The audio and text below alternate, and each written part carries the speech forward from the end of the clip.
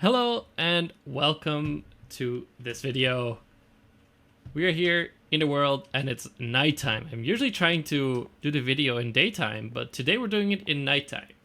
Why, you ask? Well, you see, last video I told y'all I was gonna work a lot on the enchanting room, right? And we'll get into the enchanting room and what's going on with that, but I got sidetracked quite a bit. As in, half of what I was doing did not have anything to do with the enchanting room at all. Instead, I decided I wanted to make my area that of the things I'd already built, make it a little nicer. Make some quality of life improvements, if you will. And so, I don't know if you can see them here, but we have lanterns along the path everywhere. So this is my patented lantern design. My personal lantern preference at the moment. Isn't she a beauty? So we have a stone brick at the bottom. Then we have a black, what is this called? A deep slate tile wall. And then dark, no, this is spruce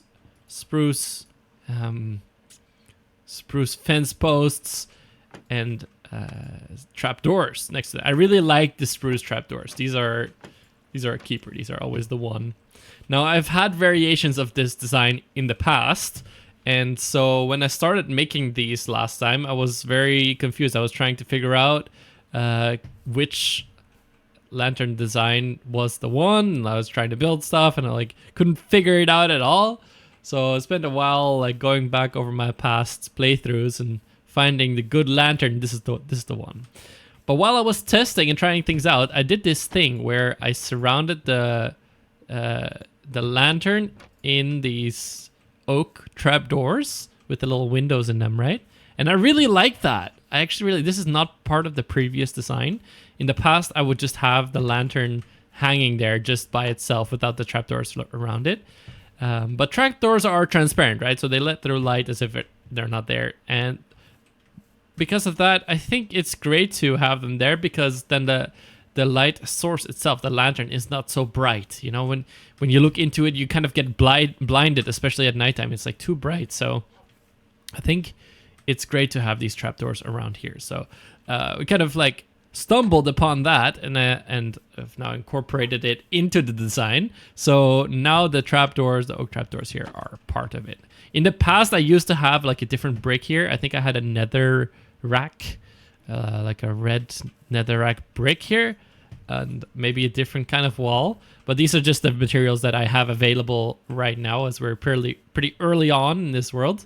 Don't have a lot of materials yet. So I think if you are pretty early, I think you can afford to make these things. So I had to do some wood cutting as well for the oak. I didn't have enough oak wood, so we went to gathering a bunch of oak wood, and then I started placing these kind of every so often along the path. And you could space them further apart, because they made a change some time ago, right? Where if it's light level 0, mobs spawn, but if it's light level 1, mobs don't spawn. So actually you can go all the way down to 1, which is probably way over here. It's 1, and so you can have probably twice as big a distance between lanterns as I have here. But I like it to be kind of nice. I like to see where I'm going instead of it being the darkest possible. Well, this is the thing with recording at nighttime. And so yeah, so all right. So I have them a bit more often than normal. All right. So these go all the way along the path here, and yeah, they lead to here, where instead of lanterns, I have torches along the wall here, just because they take up less space. So it's a bit more space efficient here along. I've been applying honey to these. Not all of them are done yet, so some of them will still turn, but yeah, slowly getting more honey. Let's see at the bottom ones here, for example, this one, if we look at the right, exposed cut copper slab. So we're going to want to apply some honey to these as well to make these waxed. But like you see, I'm missing some honey for the last couple of steps. Like before, there's still a path going down here, but we've had some issues, and let's get into it, because it's completely dark here, as you can see. In fact, let me put some torches down just to make sure no mobs spawn here. But this was the idea before. Like, we're pretty far underwater here, and let me actually sleep so we don't have to deal with mobs. I kind of hear a mob in a place that is concerning me because I wanted to show that place later. Oh, I hope there's not going to be mobs waiting for me in a second. But we're pretty far. See, I just slept. And I don't know if you can see, there's like a little hole there. We're about 12 blocks underwater here. And that's too many. Every source block of water, you lose 2 light levels. And so it's completely light level 0 here when we take everything out. Strange, right? So I was thinking, what can I do to make it brighter here? And so I was experimenting with like putting some glass above the water here, above this glass, to make it so that there are less source blocks, and less source blocks between me and the open sky. Because I'm hoping to use some water here, but I can get away with less water. So we did some testing, and we found some really strange behavior. I don't know. I have some glass on me. Yeah, I found some really strange behavior. So let's go look at upstairs there and see what it looks like. Oh no, wait, actually I need to not have the torches there because I wanted to show you guys that, you know, even during daytime, now that we've slept, it is light level 0 here. And let's look at that from above as well, right? So it's completely dark here. Now, look, completely dark, right? Completely dark. Why is that when I have a column of glass going up with a single source block of water above it? Completely dark. I thought water makes it so that it's 1 or 2 light levels less, right? 1 source block of water, 2 light levels less, right? If you do water, glass, and then ground, that's how it should work, right? Wrong. So what happens is that it first filters, right? It first filters the water, and what it does is it says, okay, at least what I think it does. I'm no Minecraft expert, but we're at light level 15 here outside, right? And then the water filters it, so it goes down to 13. So this block of glass here is light level 13, right? I think what it does then, it goes below, and this glass block, because it's already passed through 1 transparency pass, right? Because the water is filtering it, 1 transparency pass. Then we get glass filtering, it's the second one. It doesn't filter it anymore. So this one is 13, the next one will be 12, 11, 10, 9, and as you can see, it's completely dark down there. Oh yeah, we're gonna go into that room and there's a bunch of mobs in there. I don't know how that's gonna go. So just to show you guys how weird this is, because glass is completely transparent, right? So right now it's light level 0 down there, right?